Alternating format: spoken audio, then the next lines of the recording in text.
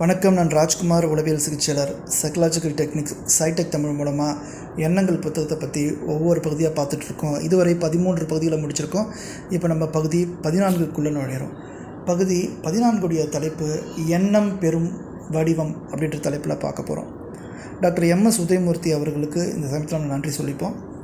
இந்த வீடியோட சிறப்பு என்னென்னாக்கா, நீங்கள் பார்த்து படிக்கும் விதமாகவும் கேட்டு புரிஞ்சுக்கும் விதமாகவும் இந்த வீடியோவோட சிறப்பாக இருக்குது.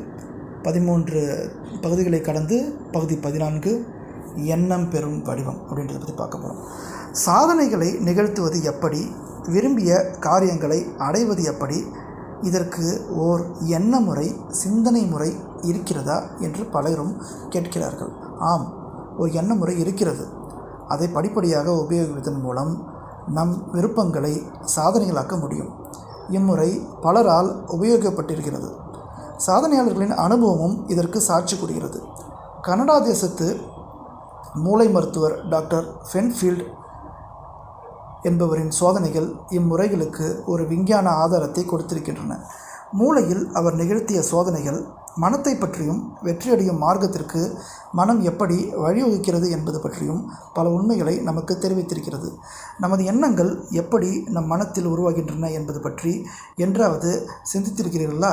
சிந்தித்தால் ஓர் உண்மை புலப்படும்.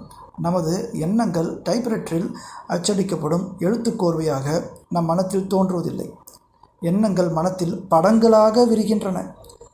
டைப்ரைட்டர் என்று படிக்கும்போது நமது மனம் சட்டென்றே ஒரு உருவத்தை, வடிவத்தை, அத்துடன் தொடர்பு கொண்டுள்ள மேஜை, அலுவலகம் போன்றவற்றை தான் உடனடியாக படமாக காண்கிறது. மற்றும் சிலர் மனதில் டைப் அடிக்கும் மங்கை தோன்றக்கூடும். கல், மண், மேஜை, பெண் என்னும்போது நாம் ஒரு வடிவம் கொண்ட பொருளை எண்ணுகிறோம். அப்படி இல்லாத வடிவமற்ற பரம்பொருள் என்ற எண்ணம் தோன்றும் போது நம் மனத்தில் என்ன எண்ணம் ஏற்படுகிறது? நாம் அறிந்த வகையில் பரம்பொருளை கற்பனையில் காண்கிறோம். இரண்டாம் 4 என்ற ஒரு கூட்டலை எண்ணும்போது கூட 4 என்ற கூட்டலை எண்ணும்போது கூட மனத்தில் அந்த எண்களின் படம்தான் உருவமாகிறது. இதுதான் மனத்தின் அடிப்படை உண்மை. எண்ணங்கள் மனத்தில் படரூபத்தில் கற்பனையில் வருகின்றன. புதிய கட்டடம் கட்டும் முன் அதன் அளவுகளை கட்டட நிபுணர்கள் படம் வரைகிறார்கள். அதற்கு முன் அக்கட்டட அமைப்பு நிபுணர்களின் கற்பனையில் உருவாகிறது, தெரிகிறது. எழுத்தாளர்களை கேட்டால் கூறுவார்கள் அவர்களது கற்பனை எப்படி இயங்குகிறது என்று. கதாபாத்திரங்களுடனும் கதாநாயகிகளுடனும் தாங்கள் பேசுவதையும் சிரிப்பதையும் ஓடுவதையும் பற்றி அவர்கள் கதையாய் கூறுவார்கள். பாரதியின் தீர்க்க தரிசனம் பற்றி பேசுகிறோம். விடுதலை வரும் முன்னே தம் கற்பனையில் பட்டுளி வீசி பறக்கும் கொடியினையும் கம்பத்தின் கீழ் நிற்கும் வீரர்களையும் அவன் கண்டான். நேருவுக்கு சுதந்திர இந்தியாவை பற்றிய கனவு தீர்க்க தரிசனம் இருந்தது. இன்று நாம் காணும் ஒவ்வொரு பொருளும் ஒரு காலத்தில் யாரோ ஒருவரது மனத்தில் வெறும் கற்பனையாய் இருந்தது. பின்னொரு நாளில் அவை உண்மை வடிவம் பெற்றன. மகத்தான விஞ்ஞானி எடிசன் கூறுகிறார், நான் எதையும் வார்த்தைகளாக சிந்திப்பதில்லை, எல்லாவற்றையும் படமாகத்தான் பார்க்கிறேன் என்று. கற்பனை தான் உலகை ஆளுகிறது என்றான் நெப்போலியன். இரவு பூராவும் உட்கார்ந்து பிரெஞ்சு நாட்டு படத்தை வைத்துக்கொண்டு துருப்புகளை அங்கும் இங்கும் நகர்த்தி கொண்டிருப்பான நெப்போலியன். அவனது கற்பனைகளே பின்னால் சரித்திரமாக மாறின. ஹென்றி கெய்சர் என்ற அமெரிக்காவின் பிரபல தொழிலதிபர் கூறினார், உன் எதிர்காலத்தை நீ கற்பனை செய்து கொள்ளலாம் என்று. இவ்வளவு எளிதாக எதிர்காலம் இருக்கும்போது நாம் ஏன் கற்பனை செய்ய மறுக்கிறோம்? நம்மில் பலருக்கு கற்பனையை பற்றி இவ்வுண்மை தெரியாது.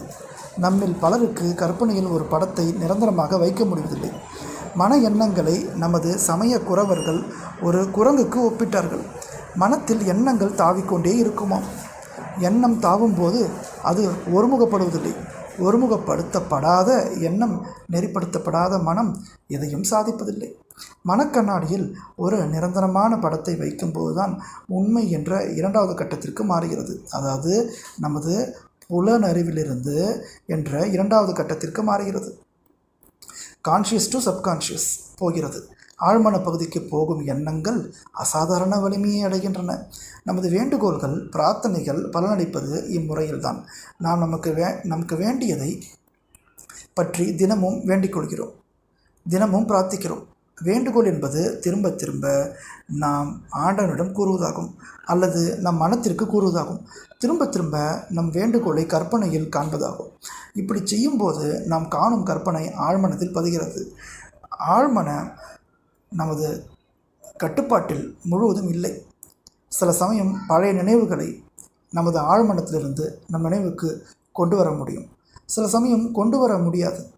ஆனால் நமது நினைவில், அறிவில் ஒன்றை சதா எண்ணுவதன் மூலம் அந்த எண்ணத்தை ஆழ்மனத்திற்கு எடுத்து செல்ல முடியும். ஆழ்மனத்தில் நாம் இதுவரை அனுபவித்த உணர்ச்சிகள் எல்லாம் படமாக பதிந்திருக்கின்றன. வேறு வார்த்தைகளில் சொன்னால், நமது வாழ்க்கை சம்பவங்கள் அனைத்தும் உணர்ச்சிகளின் தாக்கத்துடன் ஆழ்மனத்தில் பதிந்திருக்கின்றன. இங்குதான் டாக்டர் ஃபென்ஃபீல்டின் ஆராய்ச்சி விஷயங்களை தெளிவுபடுத்துகிறது. மருத்துவ சோதனைகள் ஆதாரம் கொடுக்கின்றன.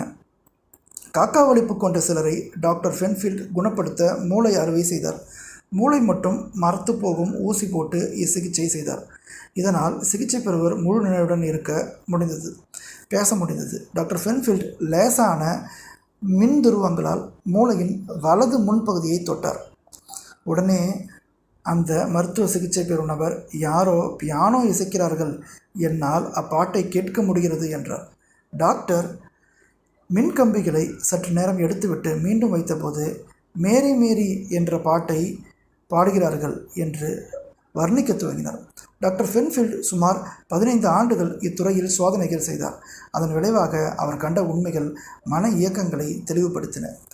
நாம் அனுபவித்த அத்தனை உணர்ச்சிகளும் மனத்தில் சம்பவங்களாக பதிந்திருக்கின்றன. ஒரு டேப் ரெக்கார்டரை போல நாம் மீண்டும் அதை போட்டு கேட்க முடியும். ஒரு சம்பவம் திரும்ப ஞாபகத்திற்கு வரும்போது மனிதன் அதே உணர்வுடன் அச்சம்பவத்தை மீண்டும் அனுபவித்து வாழ்கிறான். ஒவ்வொரு சம்பவமும் தனித்தனியே வெளிவருகிறது, எல்லாம் சேர்ந்து குழப்பமாக வருவதில்லை. மூளையின் பல பகுதிகளில் சம்பவங்கள், உணர்ச்சிகள் பதிந்து கிடக்கின்றன என்பதாகும். நமது ஆசைகள் மனத்தில் கற்பனைகளாக, படங்களாக விரிகின்றன என்று கண்டோம். டாக்டர் ஃபென்ஃபீல்ட் வாழ்க்கை சம்பவங்கள் உணர்ச்சிகளாக ஆழ்மனத்தில் பதிந்திருக்கின்றன என்றும், அவை மீண்டும் நினைவுக்கு வரும்போது பழைய நிகழ்ச்சிகளை அனுபவித்து மீண்டும் வாழ்கிறோம் என்றும் கூறுகிறார். ஆசைக்கும் கற்பனைக்கும், ஆழ்மனதில் இருக்கும் பழைய நினைவுகளுக்கும் சாதனைக்கும் ஏதாவது தொடர்பு இருக்க முடியுமா? யோசித்து பாருங்கள். மீண்டும் நம்ம அடுத்த தலைப்பில் பார்ப்போம். இது வரைக்கும் நம்ம 14 தலைப்புகள் முடிச்சிருக்கோம். அடுத்தது நம்ம 15வது தலைப்புக்குள்ளே நுழையிறோம். அடுத்த வீடியோவில் பார்ப்போம். இந்த வீடியோ சேனல் பற்றி இருந்தாக்க நீங்கள் சப்ஸ்கிரைப் பண்ணி வச்சுக்கோங்க, பெல் பட்டனை கிளிக் பண்ணிங்க, ஆல் நோட்டிஃபிகேஷன் கிளிக் பண்ணிங்க, ஷேர் பண்ணுங்கள். தேங்க்யூ.